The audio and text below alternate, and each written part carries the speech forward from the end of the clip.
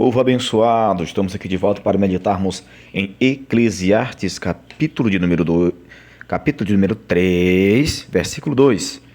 Há tempo de nascer e tempo de morrer, tempo de plantar e tempo de arrancar o que se plantou. Bendito Deus, a Ti louvamos e exaltamos mais uma vez. Ajuda-nos na compreensão desta mensagem, desta palavra. Amém.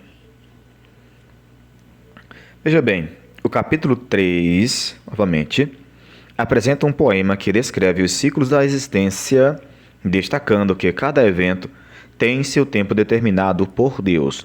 O versículo 2, especificamente o versículo 2, dá continuidade à ideia introduzida no versículo 1, enfatizando os opostos.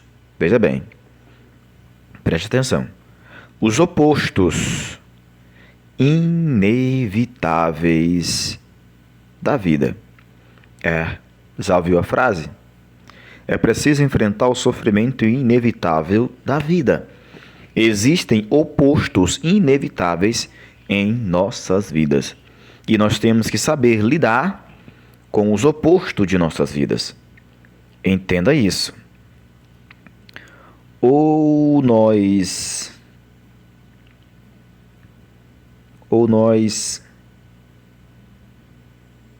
aprenderemos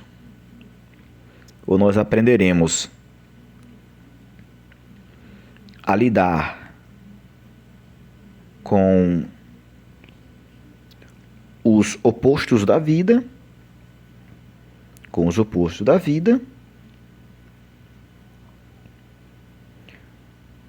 ou então eles nos consumirão. Eles nos exaurirão. Eles nos consumirão, exaurindo.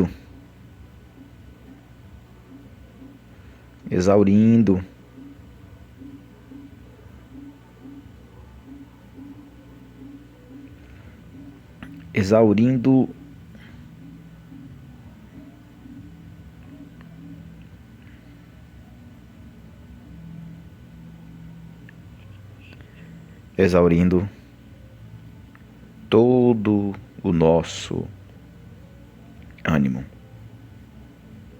É assim. É desse jeitinho. Ou aprendemos a lidar com os opostos da vida, ou então eles nos consumirão, exaurindo todo o nosso ânimo. É a vida real. É desse jeito. Se nós não soubermos lidar com isso, eles nos destruirão, nos embaraçarão. Mas vamos lá para as cláusulas deste versículo. Primeira cláusula que nos diz: há tempo de nascer e tempo de morrer. A palavra hebraica para nascer, yalad, significa o início da vida. Enquanto morrer, mut, representa o fim inevitável da jornada da vida. Entenda isso. O fim é inevitável da jornada terrena. Por mais que você esperneie, por mais que você tente buscar um meio para escapar, não haverá. Haverá sim o fim desta jornada terrena. Indica que tanto o início quanto o fim da vida são determinados por quem? Pelo próprio Deus. O início da vida só se inicia pela autorização do próprio Deus. E também há um tempo determinado para cada um de nós. Não podemos jogar fora nem um segundo.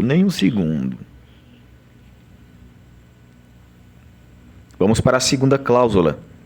Tempo de plantar e tempo de arrancar o que se plantou. Plantar, nata, simboliza o início de um processo. Plantação é o início de um processo, seja literal, da agricultura, ou figurativo, investimentos na vida. Vamos lá? No que você tem investido a sua vida e esta vida? No que você tem investido, por exemplo, o seu tempo. Se você está aqui, é um bom investimento. Por quê? Por causa de mim? Não, por causa da palavra.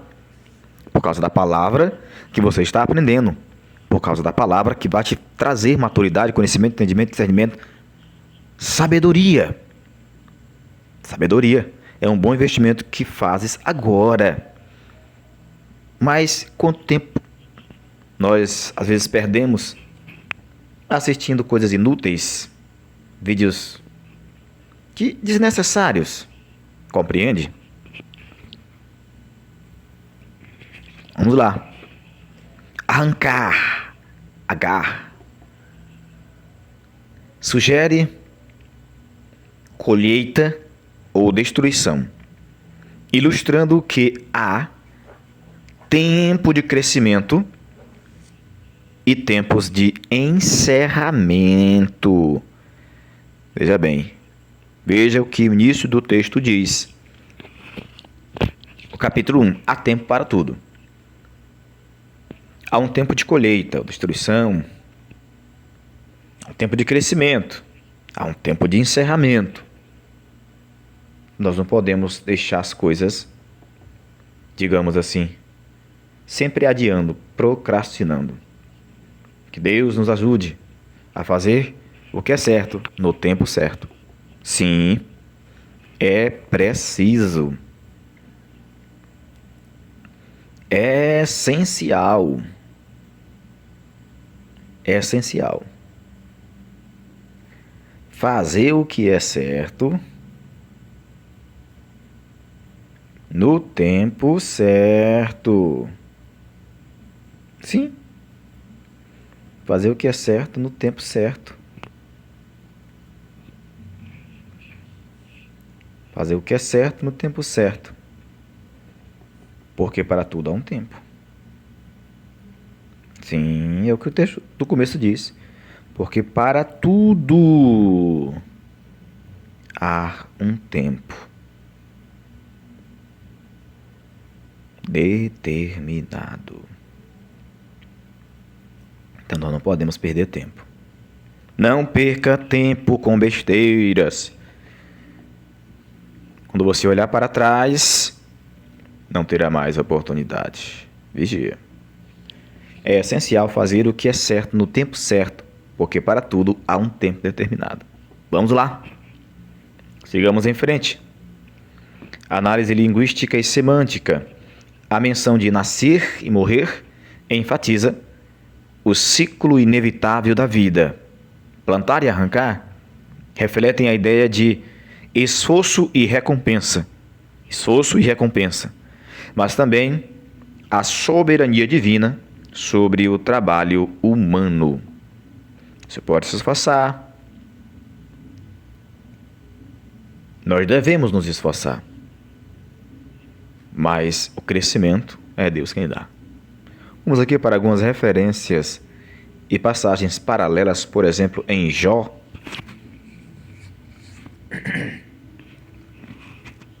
Jó 14:5.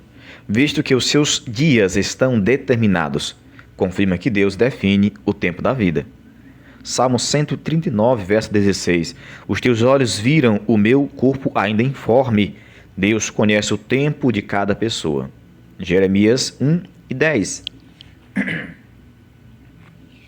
Para arrancares e derribares, para destruíres e arruinares, e também para edificares e plantares. Mostra que Deus rege tanto a construção quanto a destruição.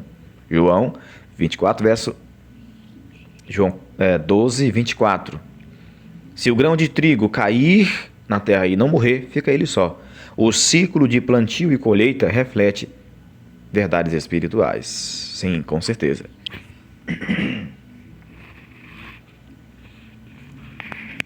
Vejamos aqui algumas doutrinas neste versículo, como a doutrina da teontologia ou teologia, doutrina de Deus. Ele governa os tempos da vida e da morte. A soberania, o sábio entende os ciclos da vida e age conforme o tempo certo. Eternidade, a vida na terra é passageira, mas há algo além, muito além. Obediência, aceitar os tempos de Deus traz paz. Aplicação teológica. Este versículo ensina que a vida tem um fluxo ordenado por Deus. Nem sempre temos controle sobre os acontecimentos, mas devemos confiar que cada fase tem um propósito, com certeza. Aplicação prática. Vamos aqui para algumas aplicações práticas. Algumas aplicações práticas. É preciso haver a praticabilidade. A aceitação da soberania de Deus. Não podemos controlar o nascimento ou a morte, mas podemos viver com propósito. Viver com propósito. Você não pode controlar de forma específica quando vai morrer. Mas é preciso viver com propósito. Outra coisa. Outro apontamento importante. Discernimento dos tempos. Discernimento dos tempos. Há momentos de começar algo novo e momentos de encerrar ciclos. Você consegue identificar isso na sua vida ou não?